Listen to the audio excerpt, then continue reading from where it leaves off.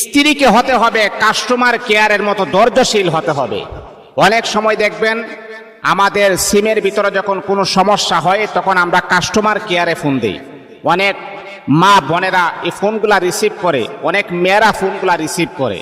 অনেক সময় দেখবেন কাস্টমার যখন অশালীন ভাষায় যখন গালিগালাজ করে, তারপরও দেখবেন ওই প্রান্ত থেকে ওই মহিলা কাস্টমার কেয়ারের যে মহিলা, যেই নারী, সে কখনো তার মুখের ভাষা খারাপ করে না, সে কখনো তার সাথে অশালীন ভাষার উত্তরের জবাব দেন না। বলেন কি জানেন, সে কত সুন্দরভাবে শালীনতার সাথে বলে, স্যার আপনি একটু শান্ত হন, আমি বিষয়টা দেখতেছি। স্যার আপনি একটু শান্ত হন, আমি বিষয়টা পর্যবেক্ষণ করতেছি, আমাকে একটু সুযোগ দেন। এটাই হতে হবে। আপনার স্ত্রীকে কাস্টমার কেয়ারের মতো ধৈর্যশীল হতে হবে।